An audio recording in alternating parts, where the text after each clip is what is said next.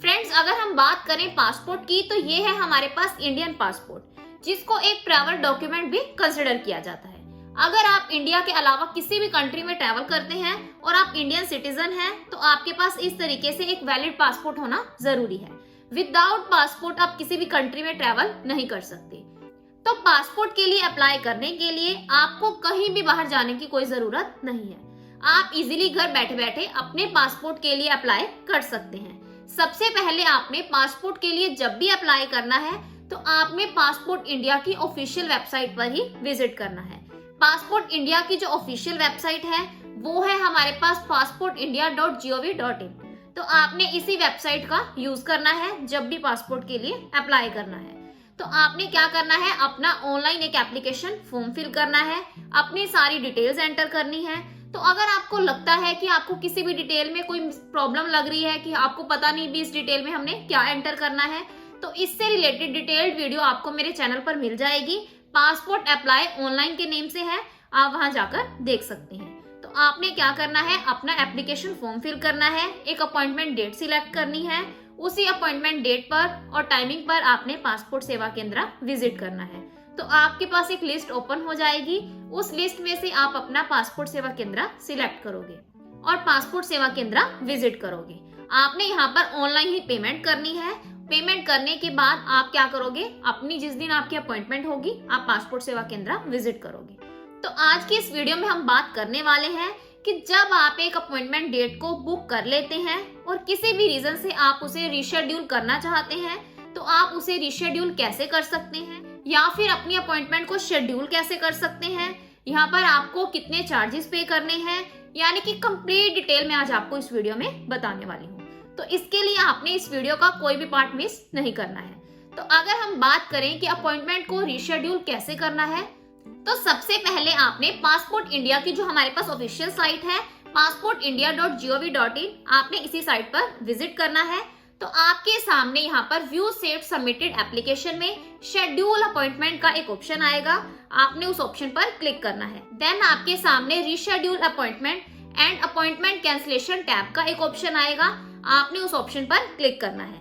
तो जैसे ही आप इस टैब पर क्लिक करते हैं तो आपके सामने एक पॉपअप ओपन हो जाएगा, जिस पॉपअप में क्लियरली मेंशन है कि आप एक साल में 3 अटेम्प्ट्स ले सकते हैं, यानी कि अगर आप एक साल में 3 बार अपनी अपॉइंटमेंट को रीशेड्यूल करते हैं तो आपको यहाँ पर कोई भी चार्जेस पे नहीं करने हैं। बट अगर आप 4th टाइम करते हैं तो आपकी जो पहले वाली एप्लीकेशन है उसको कैंसिल ही कर दिया जाता है और आपको फिर दोबारा से क्या करना है, अपनी अपॉइंटमेंट को शेड्यूल करना है। तो आपने यहाँ पर क्या करना है, दोबारा से सारी पेमेंट भी कर, यानी कि पहले वाली जो पेमेंट है वो आपको रिफंड नहीं की जाएगी, दोबारा से आपको सारी पेमेंट करनी पड़ेगी। तो आपने यहाँ पर क्या करना है, 3 अटेम्प्ट ही आप यहाँ पर ले सकते हैं। जब आप 4th अटेम्प्ट लोगे तो आपने यहाँ पर टोटल फीस पे करनी है। देन आपने क्या करना है, अपना नियरेस्ट पासपोर्ट सेवा केंद्र सिलेक्ट करना है, पेमेंट करनी है और पासपोर्ट सेवा केंद्र विजिट। जब आप पासपोर्ट सेवा केंद्र विजिट करोगे तो वहां भी आपने अपने इंपॉर्टेंट डॉक्यूमेंट्स जो कि आप पहले लेकर जाने वाले थे, यानी कि आपका आधार कार्ड, आपका PAN card, voter ID card, driving licence, यानी कि जितने भी आपके इंपॉर्टेंट डॉक्यूमेंट्स हैं वो आप सारे अपने साथ लेकर जाओगे, क्योंकि ये उनके ऊपर डिपेंड करता है कि वो आपसे कोई भी डॉक्यूमेंट मांग सकते हैं। तो इसलिए आपके जो डॉक्यूमेंट्स हैं वो कंप्लीट होने चाहिए। मेनली वैसे आधार कार्ड के बेसिस पर भी आपका पासपोर्ट बन जाता है, बट अगर आप जब पासपोर्ट एप्लीकेशन फॉर्म फिल करते हैं उसमें आप अपनी वोटर आईडी कार्ड की डिटेल्स या फिर अपने पैन कार्ड की डिटेल्स एंटर करते हैं तो आपके लिए यहाँ पर जरूरी हो जाता है कि आपको ये डॉक्यूमेंट भी अपने साथ लेकर जाने होते हैं। तो इसलिए आपके लिए यहाँ पर जरूरी है कि जब भी आप अपनी एक अपॉइंटमेंट डेट और टाइमिंग सिलेक्ट करते हैं पासपोर्ट बनवाने के लिए तो आप एक प्रॉपर टाइम ही सिलेक्ट करो, क्योंकि अगर आप 3 अटेम्प्ट्स ले लेते हैं और 4th टाइम आपको जरूरत पड़ती है अटेम्प्ट लेने की तो आपकी जो पहले वाली फीस है वो सारी रिजेक्ट कर दी जाती है और दोबारा से आपको यहाँ पर चार्जेस पे करने होते हैं। तो इसलिए यहाँ पर आपके लिए बेटर है कि आप एक प्रॉपर टाइम को ही अपनी अपॉइंटमेंट शेड्यूल करो। तो अब हमारे पास बात आती है कि आप अपनी अपॉइंटमेंट को कैसे शेड्यूल कर सकते हैं। तो शेड्यूल करने का प्रोसेस भी ऑलमोस्ट सेम ही है। हमने यहाँ पर क्या करना है, पासपोर्ट इंडिया की ऑफिशियल साइट पर विजिट करना है passportindia.gov.in। तो यहाँ हमने क्या करना है, अगर आप न्यू यूजर हैं तो न्यू यूजर रजिस्ट्रेशन वाले ऑप्शन पर क्लिक करोगे। अदरवाइज आप यहाँ पर एग्जिस्टिंग यूजर लॉगिन वाले ऑप्शन पर क्लिक करोगे, अपनी डिटेल्स एंटर करोगे और यहाँ पर आपने क्या करना है, अपनी सारी डिटेल्स बिल्कुल सही एंटर करनी है। अगर आप किसी भी डिटेल में कोई मिस्टेक करते हैं तो आपकी जो एप्लीकेशन है उसे कैंसिल कर दिया जाता है।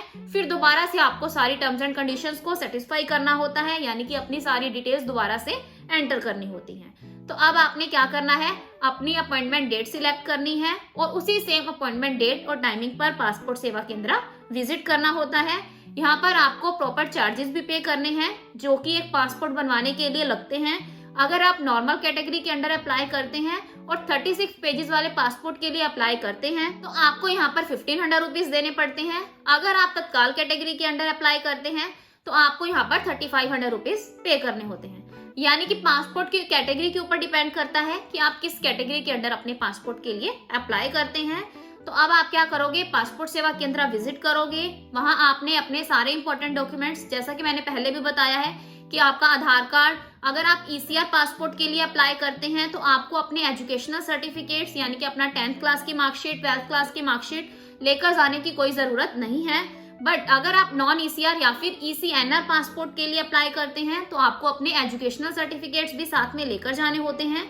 तो इसलिए यहाँ पर डिपेंड करता है कि आप किस कैटेगरी के अंदर पासपोर्ट के लिए अप्लाई कर रहे हैं। तो अब आपने क्या करना है, अपॉइंटमेंट डेट भी सिलेक्ट कर ली है। जब आप पासपोर्ट सेवा केंद्र विजिट करोगे तो आपने अपनी एप्लीकेशन का प्रिंट आउट भी अपने साथ लेकर जाना है। तो आपने इन सभी डॉक्यूमेंट्स के साथ पासपोर्ट सेवा केंद्र विजिट करना है। वहां आपकी डॉक्यूमेंट्स को वेरीफाई किया जाएगा। अगर आपके सारे डॉक्यूमेंट्स बिल्कुल सही हैं तो आपकी एप्लीकेशन को सक्सेसफुली सबमिट कर लिया जाता है। और नेक्स्ट स्टेप में हमारे पास पासपोर्ट पुलिस वेरिफिकेशन। तो आपकी जो फाइल है उसको आपके नियर बाय पुलिस स्टेशन में सेंड कर दिया जाता है।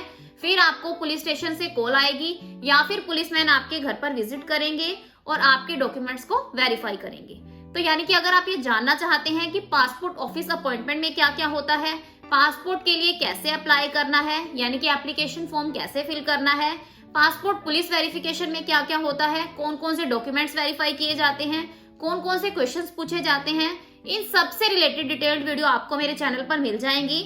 आप वहां जाकर देख सकते हैं।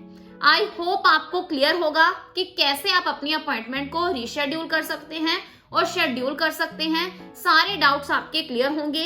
अगर आपको फिर भी कोई डाउट है तो आप कमेंट सेक्शन में पूछ सकते हैं। So this is the end of my video. अगर आपको मेरी वीडियो अच्छी लगी हो तो प्लीज मेरी वीडियो को लाइक करें और मेरे चैनल को सब्सक्राइब करें। Thanks for listening and thank you everyone.